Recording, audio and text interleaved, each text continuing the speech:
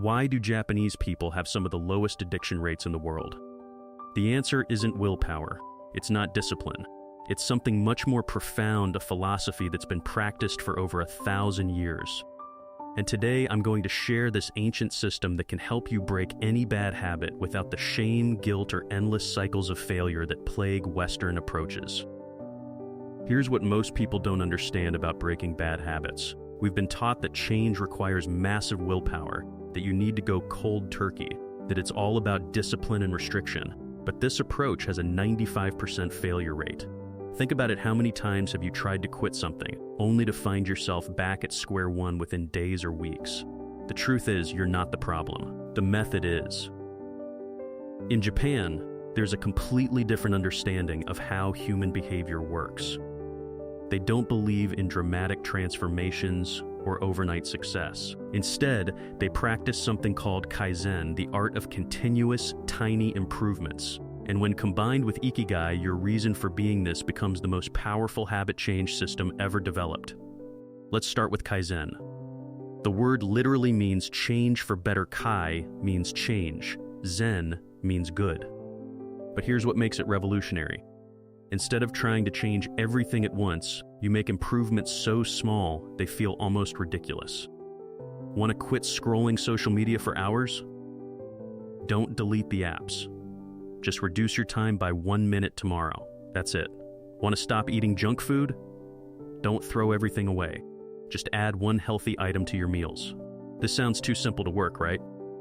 But here's the science. Your brain has something called the amygdala, which triggers fear responses when you attempt big changes. It sees change as danger. But change is so small, your brain doesn't even notice. You bypass resistance entirely. The second principle is wabi-sabi, finding beauty in imperfection. Western culture tells us we need to be perfect. One slip up, and we've failed, so we quit entirely. This is called the what the hell effect in psychology. But in Japanese philosophy, imperfection is expected. It's honored. A broken pottery bowl isn't thrown away, it's repaired with gold lacquer in a practice called kintsugi, making the breaks part of its beauty. When you slip up, and you will slip up, you don't restart from zero. You acknowledge it, learn from it, and continue forward. Your imperfections become part of your transformation story, not evidence of failure. This removes the shame cycle that keeps most people trapped. Now here's where it gets powerful. Kaizen gives you the method, but Ikigai gives you the why. Ikigai is the Japanese concept of your reason for being, the intersection of what you love, what you're good at, what the world needs, and what you can be rewarded for. Most people try to break bad habits through avoidance. I won't eat sugar, I won't check my phone, but your brain can't run on negatives. You need something to move toward.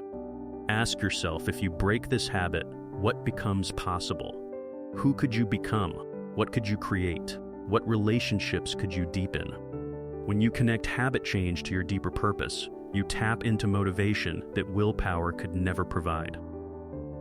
The fourth principle is Shoshin, beginner's mind.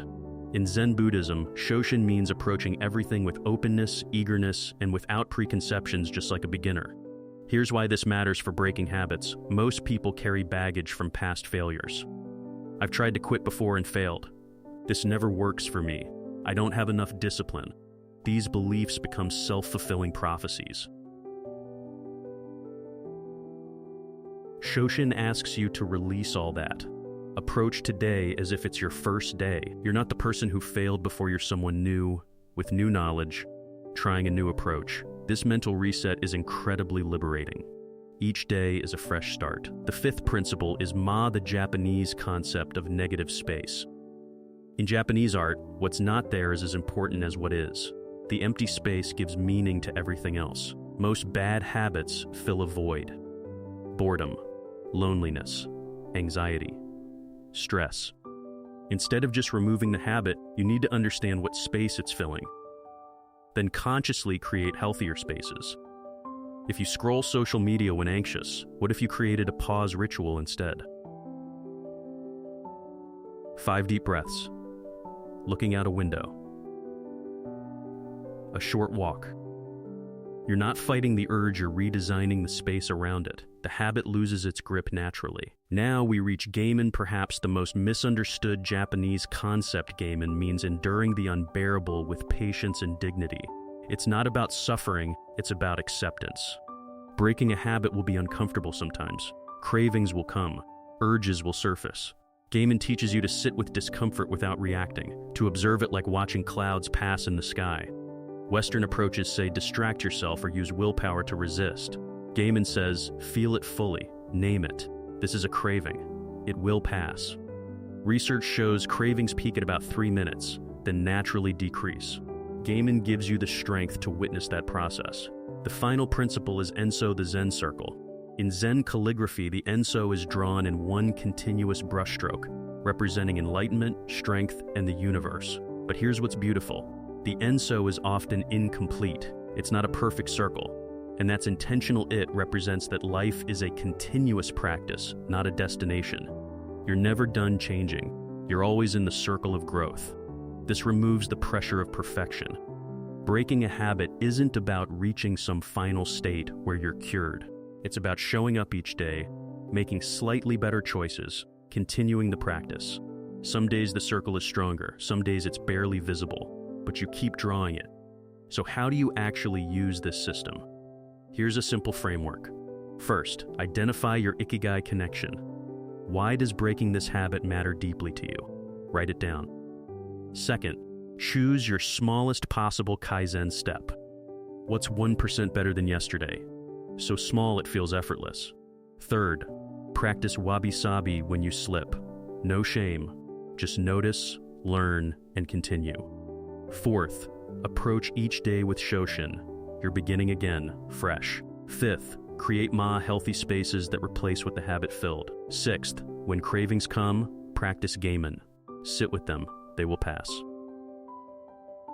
Seventh, remember the Enso. This is lifelong practice, not a destination. Let me give you a real example. Imagine you want to stop phone addiction. Your Ikigai, I want to be fully present with my children, to create memories they'll treasure. Your Kaizen, I'll put my phone in another room for 5 minutes during dinner. When you slip and check it, wabi-sabi, I'm human. Tomorrow, I'll try again. Shoshin, today is a new beginning.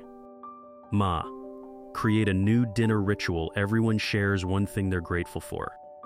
Gamen, when the urge to check comes, breathe through it. Count to 180. Enso, this is practice. Some days strong, some days weak. Both are part of the journey. The Japanese understanding of habit change is profound because it works with human nature, not against it. You don't need superhuman willpower. You don't need to be perfect. You just need to show up, make tiny improvements, accept your humanity, and keep practicing. This is how Japan has maintained some of the world's healthiest habits for generations, not through force, but through wisdom. Start today. Pick one principle. Take one tiny step.